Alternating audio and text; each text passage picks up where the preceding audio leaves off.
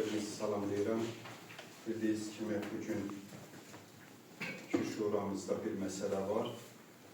Fəlsəfə üzrə fəlsəfə doktor elmi dərəcəsi almaq üçün Fərbanə Kərimovanın dissertasiya işinin müdafiəsidir. Ümumiyyətlə, şuramızı başlamaq üçün yetər sayımız var. 16 nəfər şura üzvündən, 18 nəfər şura üzvündən 16'sı iştirak edir. İxtisas üzrə mütəxəssislər 6 nəfərdir. Ona görə şuramızı başlaya bilərik. Gündəlik məsələ. Bir məsələ ilə deyil.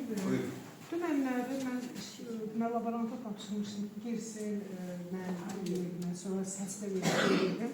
Amma mənim adım buraya düşmür. Cəmsi 13 nəfərdir. Amma 15 nəfər iştirak edir dünən. 15 nəfər olur. Dünən 13 nəfər iştirak edib, 13'ü də səs verib, orada göstərilmişdir. Ailə Sazı Komissiyası qeydiyyatdan 13 nəfər geçmişdi. Orada da 13 nəfər səs vermişdir. Bizdə qız deyir ki, mən gedə bilməmişəm. Sonra elmi dərəcəsi almaq üçün insanın kommunikativ mahiyyəti mövzusunda sosial fəlsəfə ixtisasında ixtisası üzrə təqdim etdiyi dissertasiya işinin müdafiəsi. Doktorluq dissertasiyasının elmi rəhbəri Profesör Əli Seyid Abbasov, rəsmi oponentlər, fəlsəfə üzrə fəlsəfə doktoru Dasim Məhəmməd Cəbrailov, fəlsəfə elmləri doktoru Dasim Müslüm Nəzərov, fəlsəfə üzrə fəlsəfə doktoru Rahib Mehdiyev. Demək ki, iddiaçı haqqında məlumat vermək üçün istəyərdim sözü elmi katiba verək. Buyurun, Hüseyin Çıxar. Çox sağ olun, mən salamlayıram. Şənlin Aygün Kərimovanın insanın kommunikativ mahiyyəti mövzusunda dissertasiya işi deməli, Xəzər Universitetinin Siyasi Elmlər və Fəlsəfə Departamentində 16 dekabr 2024-cü il tarixində müzakirə olunmuşdur və müsbətlərlə bütün şuraya göndərilmişdir. Şuramızın nəzdində fəaliyyət göstərən elmi seminarın 4 iyun 2025-ci il tarixli iclasında iş müzakirə olunmuşdur və müsbətlərlə növbəti mərhələyə fəaliyyət ekspert qrupu, işçi qrupu, Profesör Əbu Həsən Abbasov, Məhəmməd Cəbrailov və Elşən Bayramzadədən ibarət işçi qrupu, onlar da işə baxırlar və müsbətlərə verdikdən sonra bugünkü iclasda, bugünkü müdafiə iş buraxılmışdır. Onu da qeyd edim ki, sənədlər tam qaydasında və vaxtında şuraya təqdim olunmuşdur. İndi isə sizin iddiaçının tərcümə halı ilə tanış edin.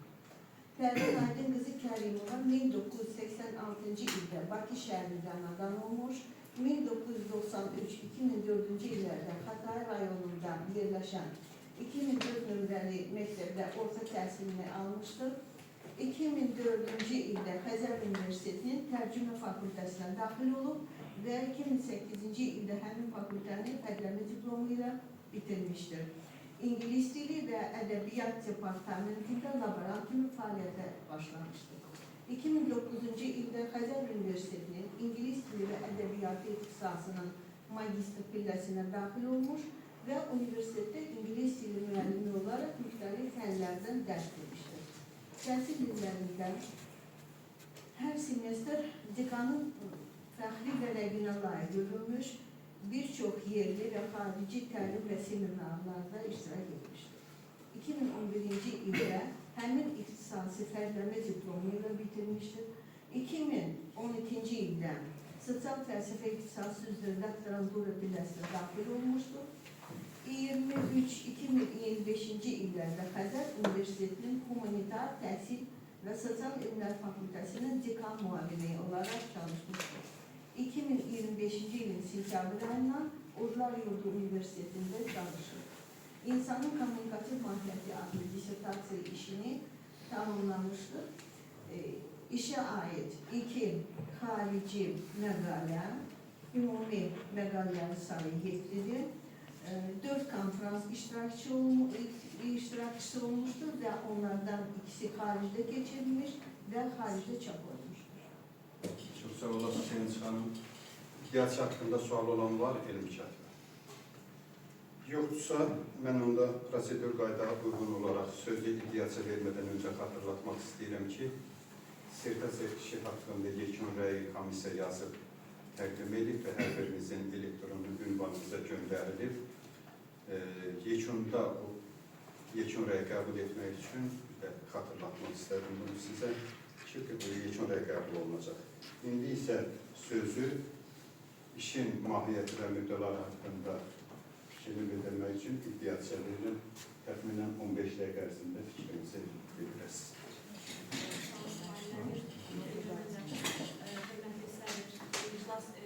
Şura üzvlərini və gələn qonaqları salamlayıram.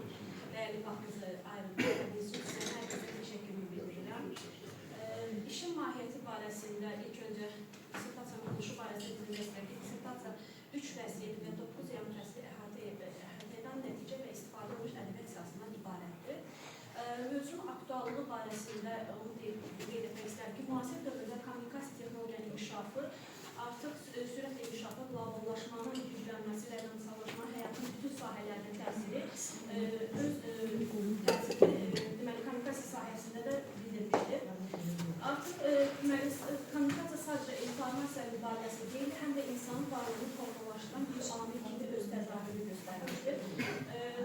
Deməli, antik dövrdə insanı ağıllı varlıq kimi təsvir edirlər, lakin artıq 20-ci əsrin ikinci yarısına etibarən isə filosofa insanın kommunikativ mahiyyətini açmış və onu artıq kommunikasiyanın əlaqəli şəkildə izah etməyə başlamışlar.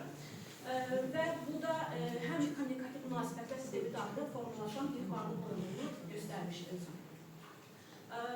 Hazırda qloballaşan rəqəmsallaşma və süni intellektin inkişafı bu mövzunu daha da aktual etmişdir. Texnologiyalar yalnız məlumat ötürmə üsullarını dəyişir, həm də insanın sosial davranışını, onun dilin semantikasını və mədəni kimliyini yenidən formalaşdırır. Və bu da insanın kommunikativ mahiyyətini bir daha gündəmə gətirir. Çünki insan həm sosial varlıqdır, həm də fəlsəfi varlıq nöqteyi nəzərində müzakirə mövzusuna çevrilmişdir.